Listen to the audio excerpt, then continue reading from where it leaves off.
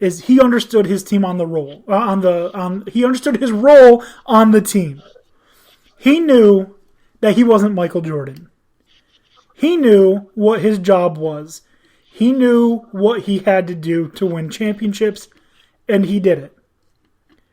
That, I think, is almost as important as skill. Knowing how to play the way you need to play the best you can. And that, I think, is my favorite thing about Scottie Pippen. He doesn't try to do too much. He knows his limits, and he's willing to do whatever it takes, even if that means sacrificing his own personal stats for the better of the team. Also, dude was fucking underpaid as fuck. 7 years, $18 million. Now, that's a lot of money for us. But but for what he was doing, very underpaid, and they did touch on that. He had some terrible family tragedies, so he needed that security. But I definitely understand why he was frustrated, especially when they were getting to 96 through 98. Mm-hmm. And it's also bad on the owner's part for his policy of you sign the contract, don't come in asking for more money. Like, people renegotiate contracts all the time. Like, you apply for a loan, you get money. Oh, you refinance your loan. It's no different. He wants to renegotiate his contract because he feels like he's worth more money. So, I feel like he was the most underappreciated player in NBA history. And I feel like this documentary really showed just how underappreciated he really was by Bulls management and owners. Phil Jackson. They really fucked with him too. Even Jordan said that, he couldn't have been what he was without Scottie. Yeah, Scottie Pippen. I mean, he was, like, when you watch the documentary, you see what he was doing before Pippen got there. Like, it was still fucking incredible. So I feel like the only difference is with Scottie, he's a champion. Without Scottie, he's just the greatest player of all time. Because I put absolutely no credence into that whole you have to win championships to be great, because that's a load of bullshit. Charles Barkley was great. Karl Malone, John Stockton were great. Stop with that. You have to have championships to be great. It's not true. It's not true. It's not true. Keep Dan Marino out of a Hall of Fame. I dare you. Pete Rose. Well, Pete Rose ain't going to no Hall of Fame anytime soon, except for maybe sports betting Hall of Fame. But anyways, Phil Jackson. I didn't know that Phil Jackson was told before the 1998 season that this would be his last season. I didn't know that. And I feel like they really did him fucking dirty too. Which, by the way, Phil Jackson talked about winning a championship with the Albany Patroons. Hell yeah, go Albany. But what are your thoughts on a general manager telling a coach before a season, after you just won back-to-back championships, that this is your last season, even if you go 82-0? Like, how do you fucking do that? Yeah.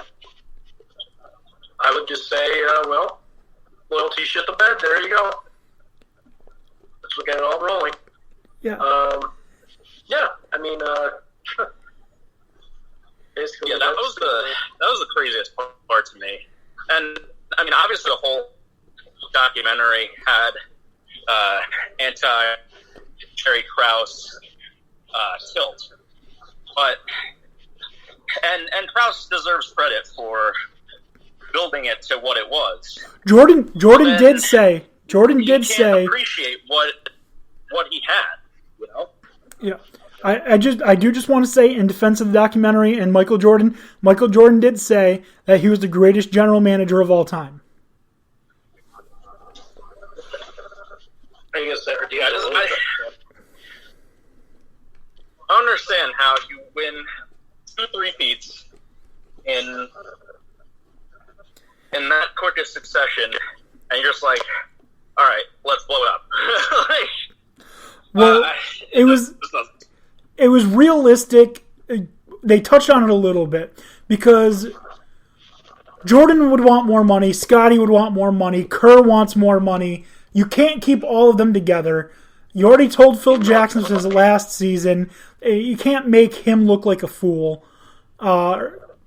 So the only real option was try and convince everyone to take a pay cut. They laugh in your face and you get nothing for them, or get what you can out of them and then get rid of them.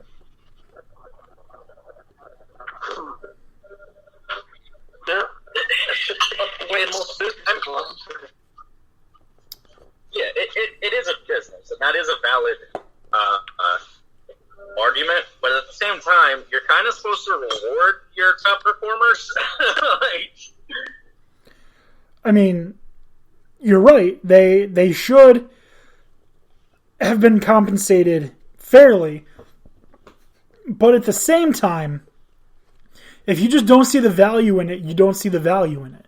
And there's nothing wrong with saying, all right, we've won 6 in 8 years. Jordan is clearly tired. Scottie Pippen is clearly tired. And there's some real animosity on the team. The players don't seem to truly like each other. They just put up with each other because of championships. The general manager sees something that not a lot of other people are seeing. And when your general manager has been right on everything, when he says, we got to draft Michael Jordan, and you draft him, when he says, we got to draft Scottie Pippen, and you draft him, we got to bring in Dennis Rodman, we got to bring in Steve Kerr, and all of this happens, and he's just hitting on literally everything. You kind of have to believe him, you know? Yep. So I understand where you're coming from, but I also understand where they were coming from. It's tough. It is tough. But, I mean, 1998, you already had Jordan for 14 years. He's not getting younger.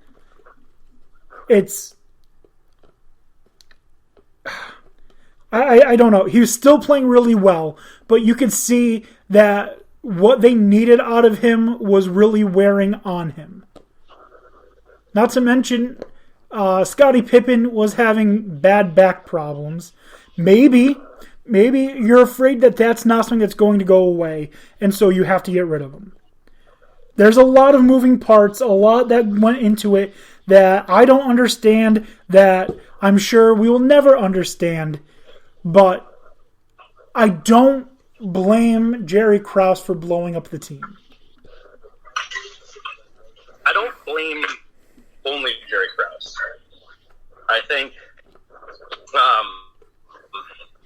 communication had obviously broken down.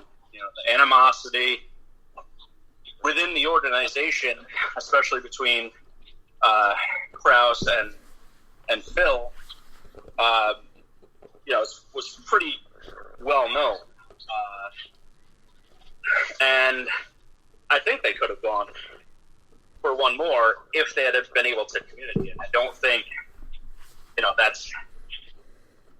of that is solely on Krause, but I do think he was the catalyst of that by saying that this is Phil's last year no matter what, which is just ridiculous. You just won 2 in a row. You're going for a third with pretty good expectations of getting it, and you're going to say this is the last year? Like, I just don't get it.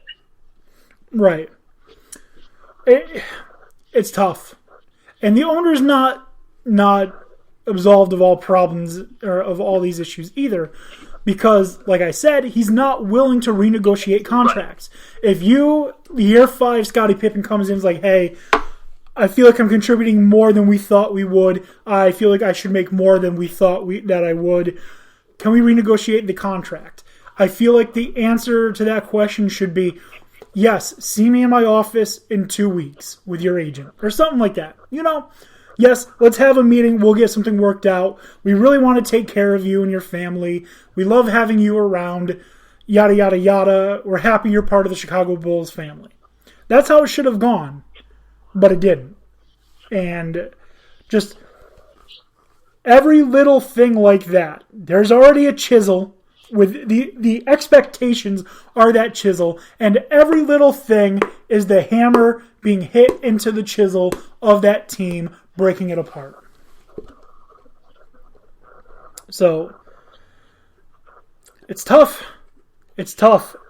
That was probably my favorite part of the entire documentary. Seeing these little tensions between everyone coming to a blow, and then how that really shaped who the team was. Especially when you have that fight between Jordan and Kerr, where it actually gets physical and they punch each other.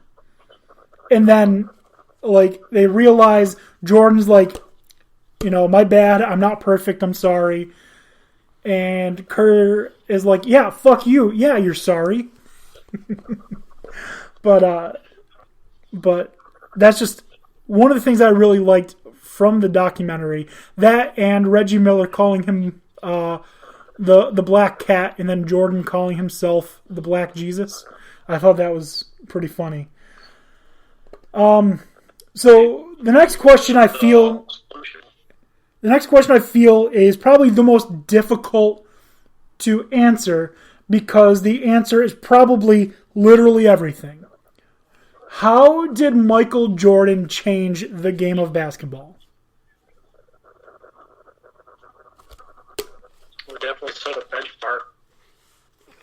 I mean, everybody's trying to beat him.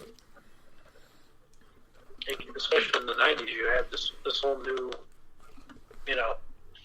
appeal of you got to beat MJ.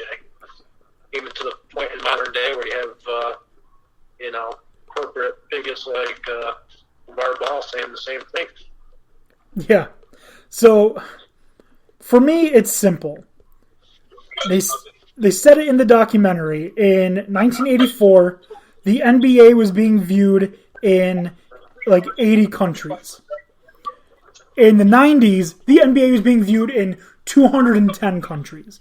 Michael Jordan took the NBA from a North American league to popular worldwide. And Michael Jordan also helped usher in the era of professionals in the Olympics. So, That's what I was going to say. He gave us. I think there's an argument to be made that he was a big contributor to giving us Olympic basketball, with professional basketball. Him, Larry Bird and Magic helped, but as you said, he was the biggest name. He took basketball to the next level. And as they point out in the documentary, I think it's something pretty easily overlooked. He, had this brand, had this presence before social media, where it's where you can just make Twitter bombs and go on tirades. He didn't have that. He just was such. I don't even know the word. Dynamic, focal point. That it just really changed the game entirely. He was the biggest celebrity in the world. In the world. There was nobody more popular in the world than Michael Jordan. So, how did he change the game of basketball? Well, first he popularized it. He made it global. He the biggest thing